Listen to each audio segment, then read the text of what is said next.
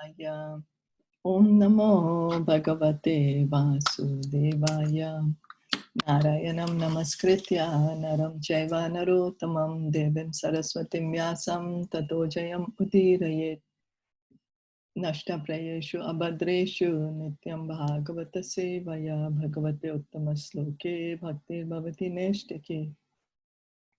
Om Agyana Timirandasya Gyananjana Shalakaya Chakshur Unmilitam Yena Tasmai Shri Guruve Namaha Sri Caitanya Manobhistam Sthapitam Yena Bhutale Swayam Rupa Kadamayam Dadati Swapadantikam Vandeham Shri Guru Shri Yuta Padakamalam Shri Gurun Vaishnavamscha Shri Rupam Sagrajatam Sahagana Raghunathan Vitam Tam Sajivam Sadvaitam Savadutam Parijana Sahitam Krishna Chaitanya Devam Shri Radha Krishna Padan Sahagana Lalita Shri Vishakhan Vitamscha He Krishna Karuna Sindhu Dinabandho Jagatpate Gopesha Gopika Kanta Radha Kanta Namostate Tapta Kanchana Gaurangi Radhe Vrindavaneshwari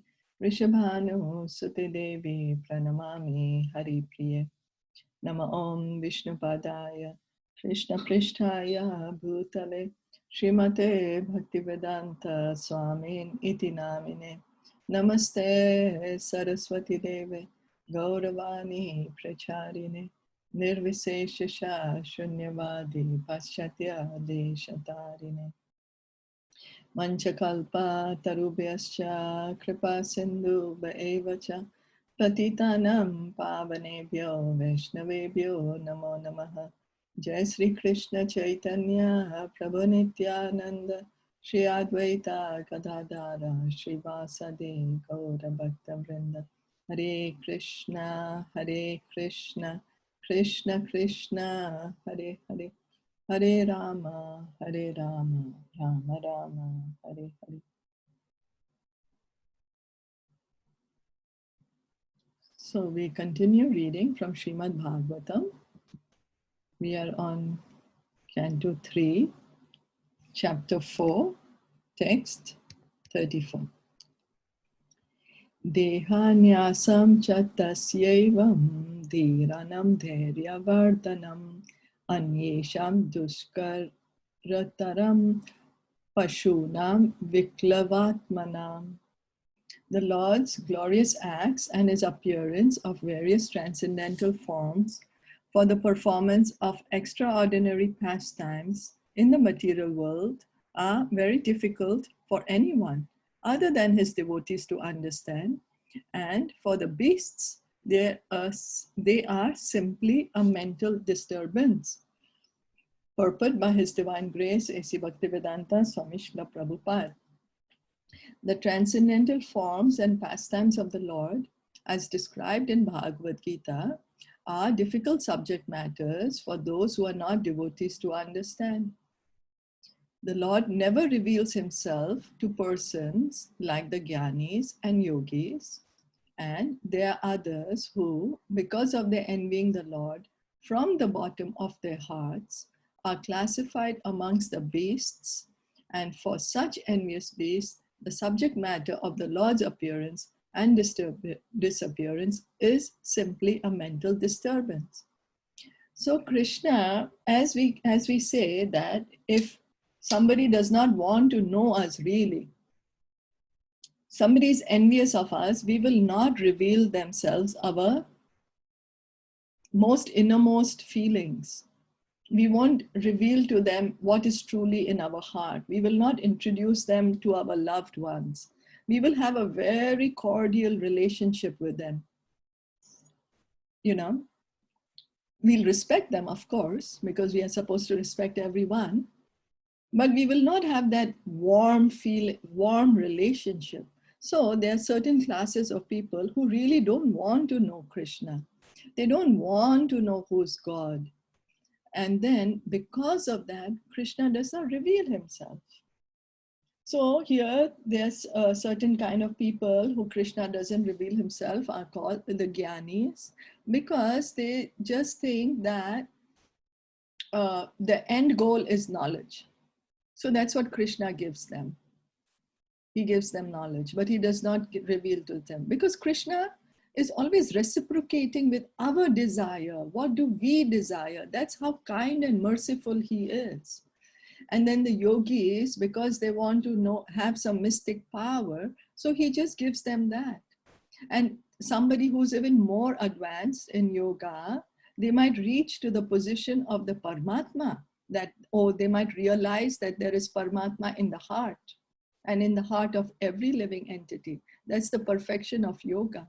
But there is no reciprocation with Krishna. They're not situated in that loving relationship, because, okay, we understand that Krishna is the Paramatma in everyone's heart, but how do you further act then?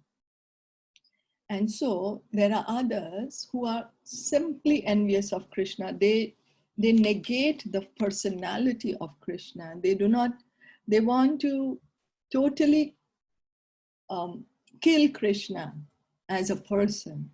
And so, because they're so envious of Krishna, Bhagavatam calls them beasts.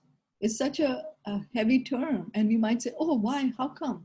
But this is what Bhagavatam is saying, because there is a basic etiquette. There's a basic etiquette that I am not supreme, but there is somebody who's supreme than me. And I might not know him, but let me try to know him. But if we try to just negate that there is no supreme, that the supreme does not exist at all, that means there's so much envy over there. And so for such people, Krishna does not reveal himself. He does not give them the understanding by which they can come to him. He says in the Bhagavad Gita, oh Arjuna, I'm giving you this knowledge by which you can come to me, because you are my very dear friend and you're my devotee. So if we are devotees of Krishna, if we try to become devotees of Krishna, Krishna will give us the knowledge. You see, there is two types of knowledge. One is ascending and one is descending.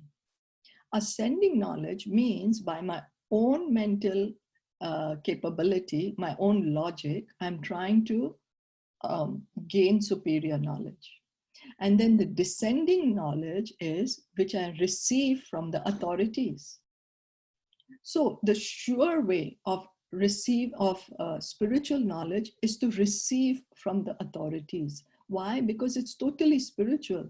If we try to get that knowledge with our own mind, our own philosophy, our own logic, but then our mind is material. How can we understand something which is transcendental with our material mind? So spiritual knowledge has to be received in descending form, which begins from Krishna himself, and then through the Guru Parampara, we hear it. That's the proper way of receiving knowledge about Krishna. As confirmed in Bhagavad Gita 7.15, the miscreants who are simply concerned with material enjoyment, who work very hard like beasts of burden, can hardly know the personality of Godhead at any stage due to asurika bhava, or a spirit of revolt against the Supreme Lord. The transcendental bodily expansions manifested by the Lord for his pastimes in the mortal world, and the appearance and disappearance of such transcendental expansions are difficult subject matters, and those who are not devotees are advised not to discuss the Lord's appearance and disappearance, lest they commit further offenses at the lotus feet of the Lord. So because a non-devotee will be unable to understand Krishna's appearance and disappearance. Why? Why? Because the basic fault is that they attribute Krishna's body to be material. The non-devotees are not able to understand that Krishna's body is not material like our body.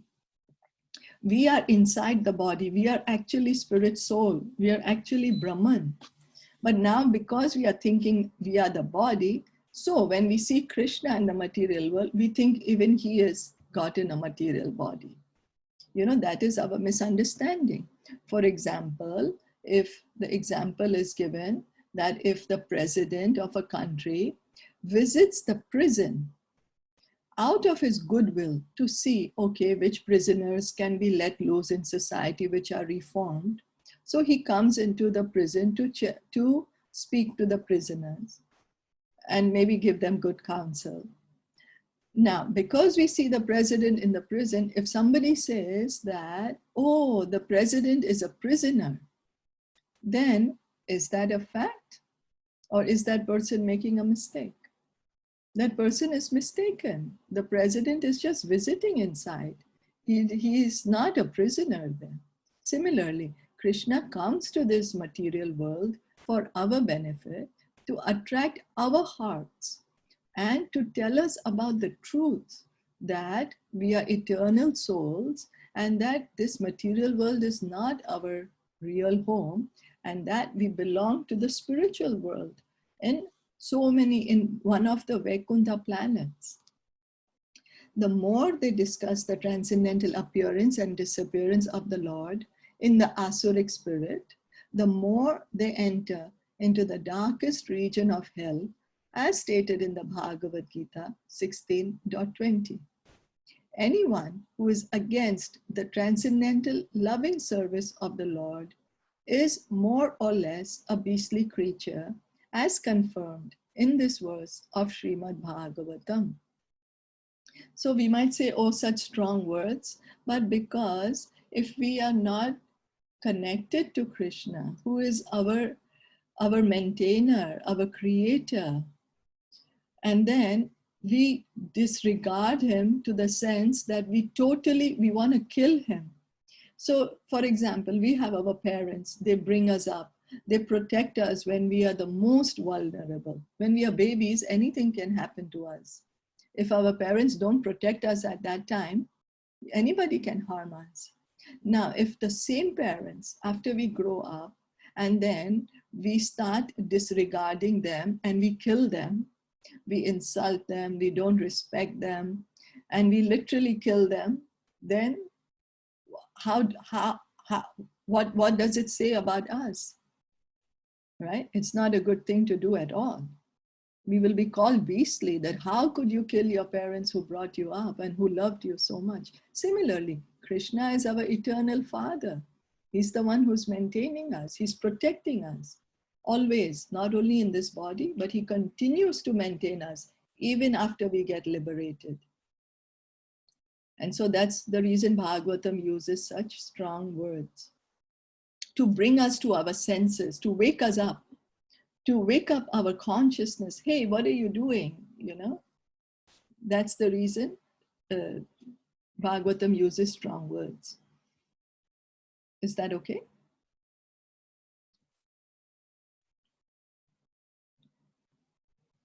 Yes? So, continuing with the text 35.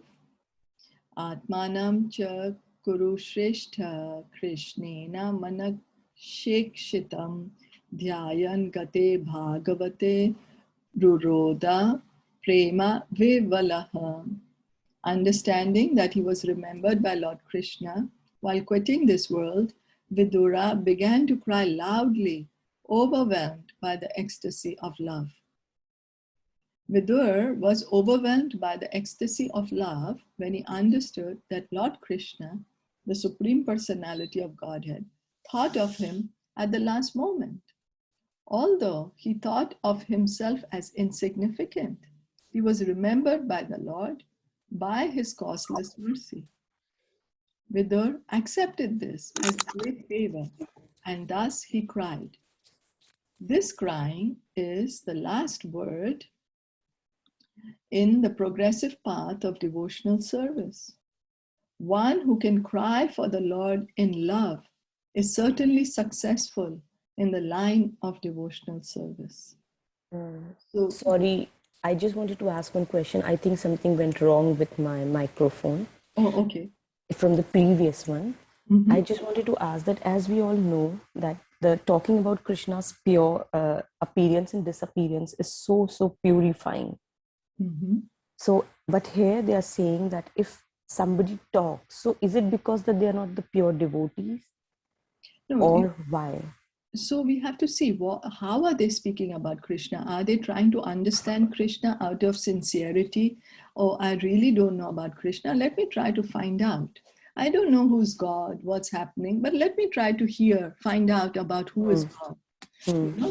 So that they're coming from an honest place, a sincere place, and then Krishna will reveal himself. But if somebody knowingly, they will say, no, God does not exist. God does not have a form. He does not exist. You do not need to worship God. So then that is coming from envy. So then, because they don't want to worship God, they don't want to, they want to envy God, then because Krishna is always facilitating our desire. Hmm. Hmm. So if somebody does not want to know God, does not want to worship God, Hmm. so Krishna makes that knowledge in them stronger and stronger, and they actually believe in them. Oh, Yeah, okay. because Krishna is always reciprocating with our desire. Hmm. Yeah, but if sincerely we want to know, oh, my dear God, I really don't know who you are, but I would really like to know you, then Hmm. He will reciprocate and He will show us. Okay. Yeah. Okay. Thank you. Sorry. Thank you. No, thank you. Thank you. So here in this text 35, Vidur, he understood that Krishna remembered him before leaving this earth. And so Vidur was feeling so emotional. Oh, my dear Lord remembered me while leaving this earth. And he started crying out of love, ecstasy of love. And here Prabhupada is saying, one who can cry for the Lord in love is certainly successful in the line of devotional service. Gaur Govinda Swami, one of our devotees in our ISKCON, he's not in this world anymore. He would say that, come to me, I will teach you how to cry for Krishna. I've opened a crying school, because that is what it is. We, to pour out our emotions. We might think, oh, crying is a sign of weakness. And how come such big men are crying? What is all this about? Is you're being so weak, or no, what is this artificial display of emotion? Well, we should not artificially do that. There are some people who will artificially cry, just so that they can get a lot of worship and adoration, but then that's all they can get. They will get worship and adoration, but they will not have a change of heart. They will not have love of Krishna. Again, Krishna will give us what we want. The idea is we should cry for the Lord. My dear Krishna, I want to be with you. And if we can't really cry for Krishna, we should cry that why I can't cry for Krishna. Some way or the other cry for Krishna, my dear Krishna, I want to come to you, but I'm so fallen that I'm not even crying for you. I do not even have the desire to cry for you. That's how fallen I am. But anyway, this is the mood of the pure devotees, crying for Krishna. A very high stage, very high stage. So text 36. Kalindya katibi siddha ahobir bharatar shabha prapadyata swa saritam yatra mitra suto munihi. After passing a few days on the bank of the river Jamuna, Vidura, the self-realized soul, reached the bank of the Ganges, where the great sage Maitreya was situated.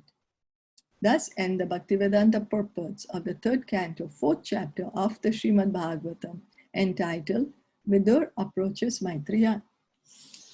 So Vidur, as advised by Uddhav, Vidur went to meet Maitreya Muni. So we'll start. So for now, Yeah. Vidur ji was with Uddhav and listening his experience. He was telling all these things, what we have been reading about how the how the war happened and how everything, how Krishna, what was about Krishna, right? So that is Vidurji instructing, Uddhav instructing Vidurji. And then Uddhav told him to go and meet Maitreya Muni because he could instruct him better. He was the elderly than him. Is it right? Yeah, so Uddhav was just recollecting his pastimes because Vidur asked, yes, it was a conversation between Vidur and Uddhav, but Uddhav felt himself not fit to instruct Vidur because of the age difference, that Uddhav was very much younger. But because Vidur inquired about Krishna, then Uddhav remembered Krishna and he was speaking about all his remembrances. Okay. Like when we are also, when somebody is away, our loved one is away, and then somebody will just remind us of that person, then we will also go on saying, oh, he or she used to do this, he or she likes this, you know, that's how a relationship is. Yeah, natural. Yeah. Yeah. Okay. So that's Okay. Thank you. Thank you. Chapter 5, Vidur's talks with Maitreya. Text 1, Shri Shuk Uvacha. Dvaridhyunadya Rishabha Kurunam Maitreyam Ashinam Agadha Bodham Shatopashratya Chutabhava Siddhaha Prapracha Shaushilya Gunabhitriptaha. Sukadev Goswami said, Vidur, the best amongst the Kuru dynasty, who was perfect in devotional service to the Lord, thus reached the source of the celestial Ganges river, Hardwar, where Maitreya, the great, fathomless, learned sage of the world, was seated. Vidur, who was perfect in gentleness and satisfied in transcendence, inquired from him. Vidur was already perfect due to his unalloyed devotion to the infallible Lord. Actually, Vidur is Yamraj ji. You know, he's a great Mahajan. But he had come to this material world because as Yamraj, he's very busy all the time, you know, being the judge and punishing the people for whatever they need to be punished. He's the busiest amongst all the demigods because they are more rebellious souls engaging in sinful activities. So once when the Manduka Muni cursed him that you're acting as a Shudra, so you should be born as a Shudra, Vidur was very happy so that he could come to this earth and engage in devotional service.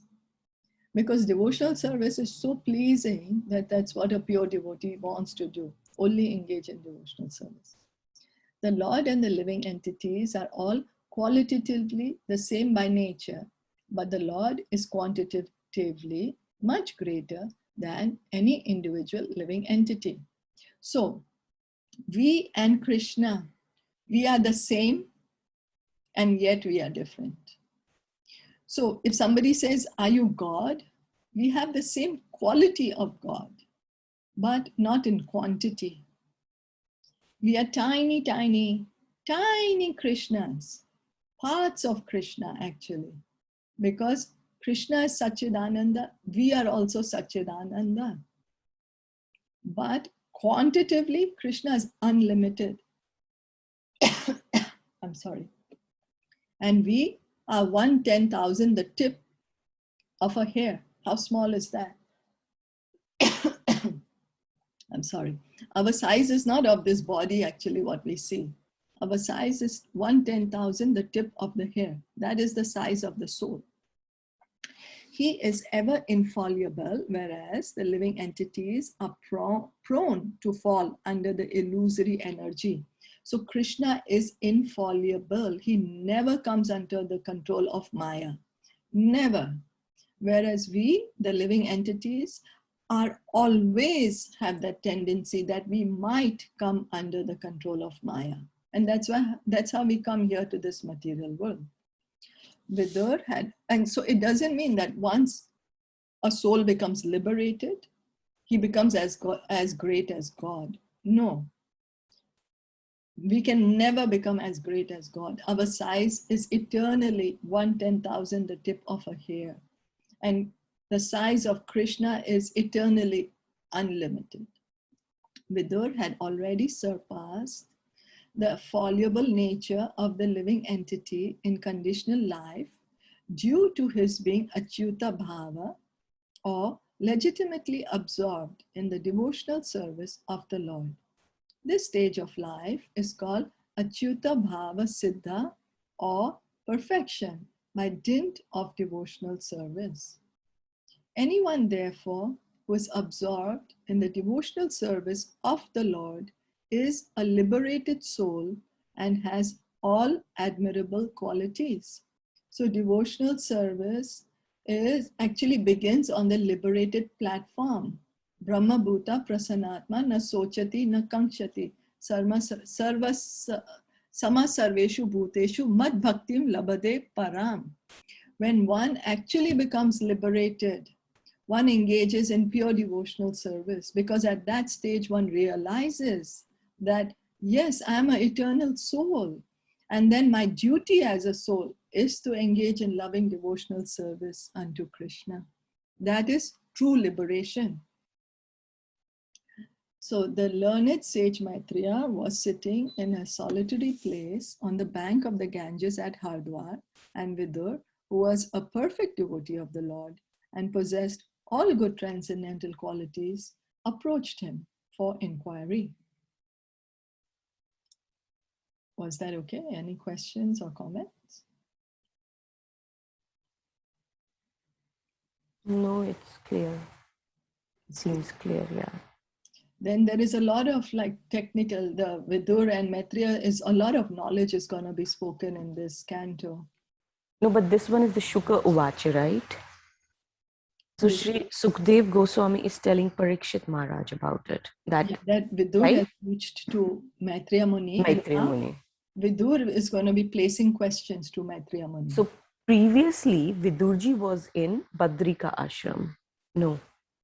No, he was at the banks of Jamuna. Okay, he was at the banks of Jamuna. Yeah. And now he came to Haridwar. Yeah. Right? Yes. Now he's come to Haridwar. That's right. Yeah. Okay. So Yamuna, right? Yamuna, Jamuna, both. They both are same. Yeah. Some call it Jamuna, some call it Yamuna. Yeah. The Vrindavan, right? So they were Vrindavan. Yeah. Okay. Yeah. So we'll stop here for today. Okay. Okay. Yeah. Srimad Bhagavatam ki jai, Shila Prabhupada ki jai, Gaura Premanande, Hari Hari Bol, Hare Krishna. Then this canto is going to be speaking, there's a lot of knowledge